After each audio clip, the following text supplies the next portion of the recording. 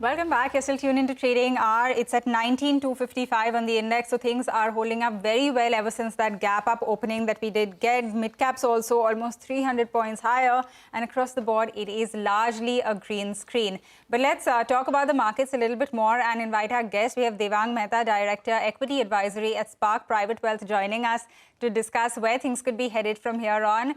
Devang, always a pleasure having you on this show. You know, we were just discussing earlier how the mood seems to have shifted a little bit ever since that Fed rate decision, and also, you know, comments from the Fed chair did come through. Do you think that we are set for a decisive move higher from here over the next couple of weeks as we, get more into the Diwali, into the festive season? Or do you think that, the kind of cut that we saw a couple of weeks ago, that could intensify and we could see more of a fall as well? Pavithra, for having me on the show. It's always a pleasure to be on CNBC-TV18. I think what we clearly saw over the last few days is that the bounce back has been stronger, in fact, than the correction as well. And why I say that, because at a level of 20,000, you get a 5-6% correction, which amounts to around 1,000 points on the index, which ideally I can say a 5% correction at any point of time should be taken with a pinch of salt.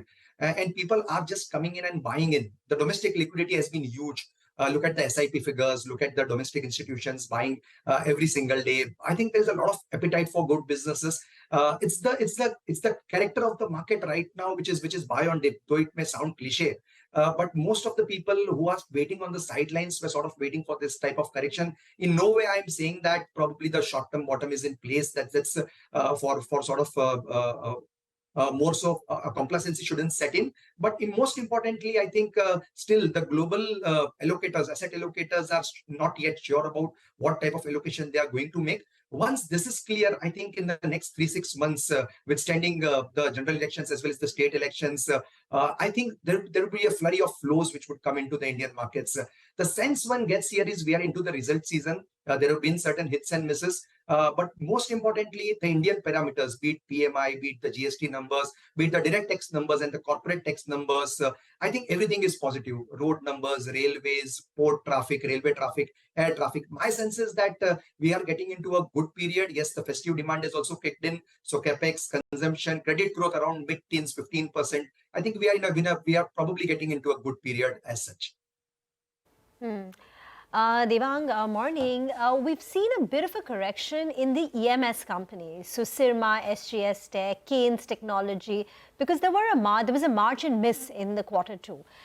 Would you use this current dip in these stocks as a buying opportunity because the long-term picture and the visibility is still very strong, or do you think this is still not the time to buy EMS companies? It's a good sector to be in, though we don't hold this type of businesses in our portfolio, but we always been a keen interest in this type of companies, which are sort of a theme which is related to maybe Make in India or China Plus One or something linked to PLI. Of course, not these companies, but a lot of these companies also benefit in certain segments via PLI scheme as well.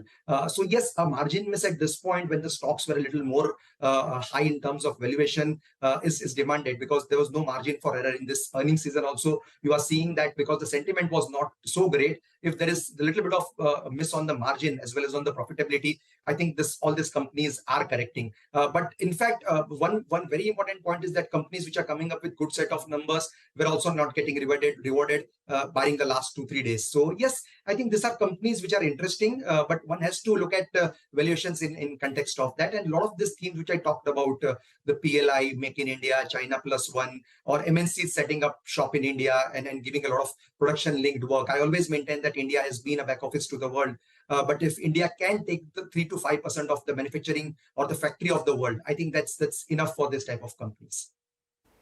Okay, fine. That is for these kinds of EMS players and maybe some others as well. But Devang, you were just talking about, how these kinds of opportunities can prove to be good points to buy the dip.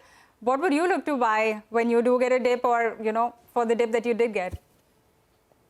Excellent question, Pavithra. So in fact, what I was just reading into, and we were just analyzing certain things, that from 2003 to 8, the corporate profitability was huge in terms of as a share of GDP. So around 8% precisely in 2008, the corporate profitability to GDP ratio was somewhere at, which came to 1.6 in FY20.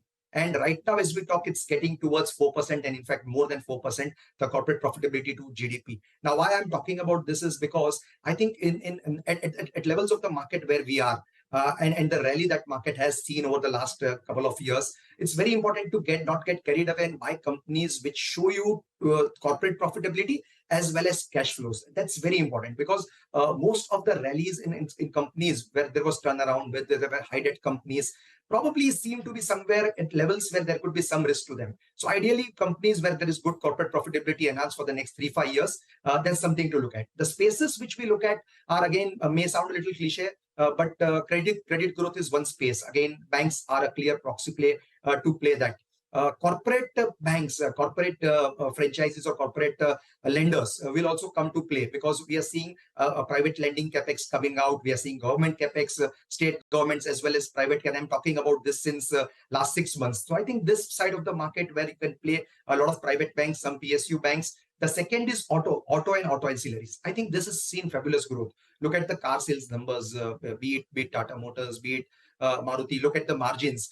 So a lot of these auto component stocks also benefit from the auto cycle, per capita, auto consumption, whatever you put to the table, the premiumization, right? Maruti sells more SUVs now than the smaller cars or the hatchbacks. So I think these are all themes which probably one can just keep in mind, as well as the infrastructure theme which I've been talking about. So I think there's 2-3 things, along with real estate as a theme, where you can't play real estate stocks if probably you don't know the cash flows. Then you can play it via home improvement, building materials. So these are certain themes which probably should be a part of your portfolios for the next 3-5 years, if you are probably targeting that India grows at whatever 6.57% in excess of 6% growth.